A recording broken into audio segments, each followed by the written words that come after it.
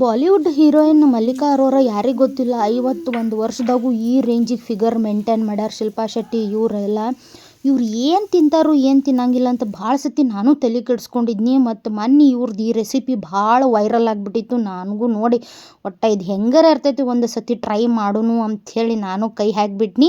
ಮತ್ತು ಎಣ್ಣೆ ಇಲ್ದನ ಮಾಡೋಕೆ ಭಾಳ ಟ್ರೈ ಮಾಡೀನಿ ಮತ್ತು ಮಾಡಿನೂ ಬಿಟ್ನಿ. ಎಣ್ಣೆ ಇಲ್ದನ ಮಾಡೀನಿ, ಫಸ್ಟ್ ಕ್ಲಾಸ್ ಬಂದೈತಿ.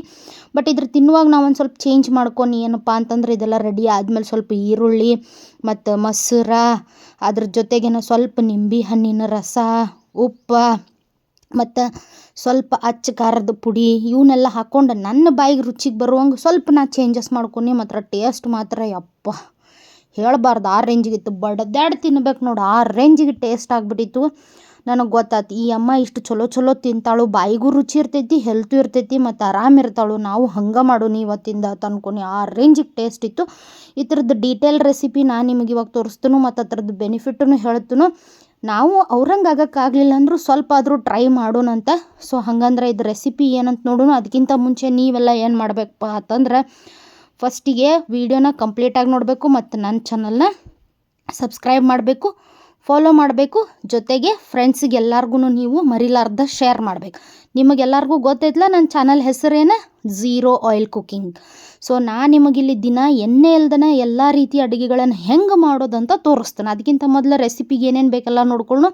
ನಾನು ಇಲ್ಲಿ ಹಸಿಮೆಣ್ಸಿನ್ಕಾಯಿ ತೊಗೊಂಡೇನಿ, ಕರಿಬೇವು ತೊಗೊಂಡೇನಿ, ಕೊತ್ತಂಬರಿ ತೊಗೊಂಡೇನಿ, ನಿಂಬೆ ಹಣ್ಣಿನ ರಸ ತೊಗೊಂಡೇನಿ ಮತ್ತು ಬೆಟ್ಟದ ನೆಲ್ಲಿಕಾಯಿ, ಹುರಿದ ಶೇಂಗಾ, ಬೆಳ್ಳುಳ್ಳಿ ತೊಗೊಂಡೇನಿ. ಮತ್ತು ಇದಕ್ಕೆ ಮೇನ್ ಬೇಕಾದಂಥ ಇಂಗ್ರೀಡಿಯಂಟ್ ಯಾವುದಪ್ಪ ಅಂತಂದ್ರೆ ಪನ್ನೀರ. ಅದನ್ನೇನು ಮಾಡೀನಿ ಚೆಂದಂಗೆ ಕಟ್ ಮಾಡ್ಕೊಂಡು ಬಿಸಿನೀರಾಗ ಹಾಕಿಟ್ಕೊಂಡೀನಿ. ಯಾಕಂದ್ರೆ ಅದು ಫುಲ್ ಸಾಫ್ಟ್ ಇರಬೇಕು, ತಿನ್ನಕ್ಕೆ ಮಸ್ತ್ ಇರ್ತೈತೆ ಅದಕ್ಕೆ.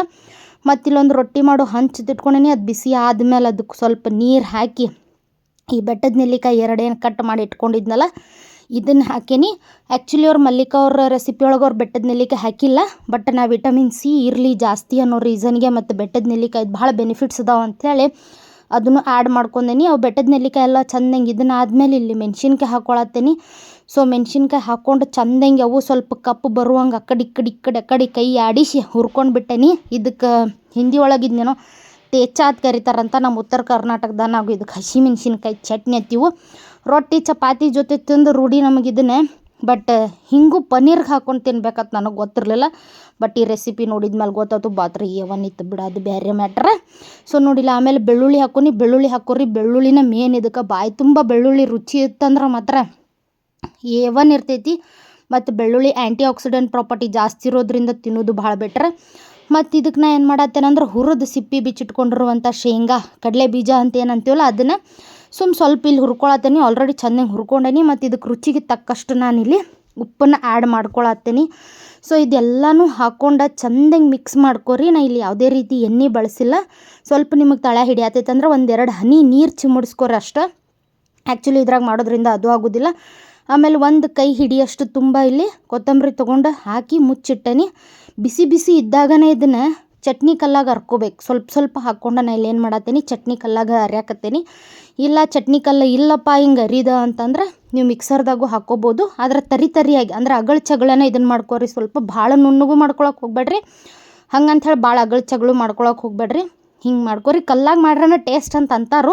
ಸೊ ಅದಕ್ಕೆ ನಾನು ಇದನ್ನು ಕಲ್ಲಾಗನ ಎಲ್ಲ ರೆಡಿ ಮಾಡ್ಕೊಂಡು ನೋಡಿ ಹಿಂಗೆ ಇದನ್ನು ಕುಟ್ಕೊಂಡು ಇದನ್ನೇನು ಮಾಡಕತ್ತೇನಂತಂದ್ರೆ ಎಲ್ಲ ಕಲ್ಲಾಗಿಂದು ಸ್ವಚ್ಛ ಹಿಂಗೆ ತಕ್ಕೊಂಡು ಒಂದು ಬಟ್ಟಲ್ದಾಗ ಹಾಕ್ಕೊಳತ್ತೇನಿ. ಮತ್ತು ಈ ಬಟ್ಟಲ್ದಾಗ ಹಾಕ್ಕೊಂಡಿದ್ದಕ್ಕೆ ನಾನು ಏನು ಮಾಡತ್ತೇನಿ ಇಲ್ಲೇ 2 ನಿಂಬೆ ಹಣ್ಣನ್ನು ಫುಲ್ಲು ಚೆಂದಂಗಿ ನುಣ್ಣಗೆ ಹಿಂಡ್ಕೊಂಡು ಇದಕ್ಕೆ ಹಾಕಿ ಮಿಕ್ಸ್ ಮಾಡತ್ತೇನಿ. ಯಾಕಂದ್ರೆ ನಿಂಬೆಕಾಯಿ ತಿನ್ನೋದು ಭಾಳ ಇಂಪಾರ್ಟೆಂಟ್. ಅದು ವಿಟಮಿನ್ ಸಿ ಜಾಸ್ತಿ ಇರ್ತೈತೆ, ಅದರಿಂದ ಇಮ್ಯೂನ್ ಬೂಸ್ಟ್ ಆಗ್ತೈತಿ.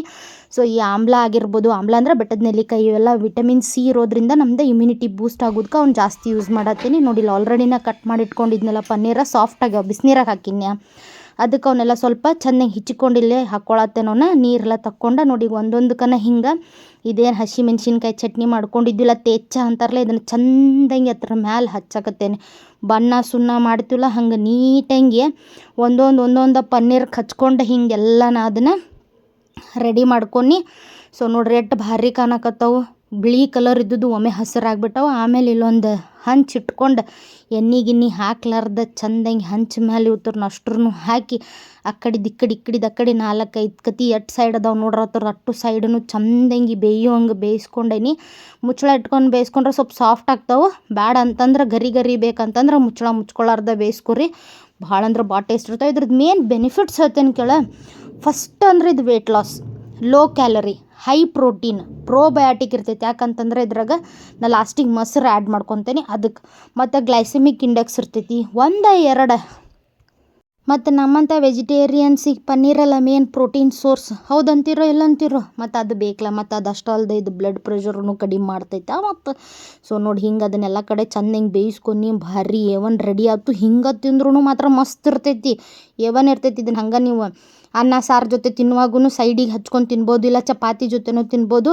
ಬಟ್ ಇಲ್ಲ ಇದನ್ನಷ್ಟ ಸಪ್ರೇಟ್ ತಿನ್ನತ್ತಿದ್ರಿ ಅಂತ ಅನಿಸ್ತಂದ್ರೆ ಹಿಂಗೊಂದು ನೀವು ಟ್ರೈ ಮಾಡ್ರಿ. ನಂಗೆ ಇದು ಆ್ಯಕ್ಚುಲಿ ಭಾಳ ಇಷ್ಟ ಆಯಿತು. ಸ್ವಲ್ಪ ಮೊಸರು, ಅಚ್ಚ ಖಾರದ ಪುಡಿ, ಉಳ್ಳಾಗಡ್ಡಿ ಅದು ಹಾಕ್ಕೊಂಡು ಮಾಡಿ ತಿನ್ನಿ. ನೀವು ಇದನ್ನು ಟ್ರೈ ಮಾಡಿರಿ. ಹೆಂಗಿತ್ತಂತ ಹೇಳೋದು ಮಾತ್ರ ಕಮೆಂಟ್ದಾಗ ಮರಿಬೇಡ್ರಿ. ನಾಳೆ ಮತ್ತೊಂದು ವೈರಲ್ ರೆಸಿಪಿಯೊಂದಿಗೆ ನಾನು ನಿಮ್ಮನ್ನು ಮೀಟ್ ಹಾಕೋನು. ಅಲ್ಲಿವರೆಗೂ ನೀವೇನು ಮಾಡಿರಿ, ನನ್ನ ಚಾನಲ್ನ ಸಬ್ಸ್ಕ್ರೈಬ್ ಮಾಡಿರಿ. ಫ್ರೆಂಡ್ಸಿಗೂ ಹೇಳ್ರಿ ಇಂಥದ್ದೊಂದು ಚಾನಲ್ ಐತಂತ. ಬಾಯ್.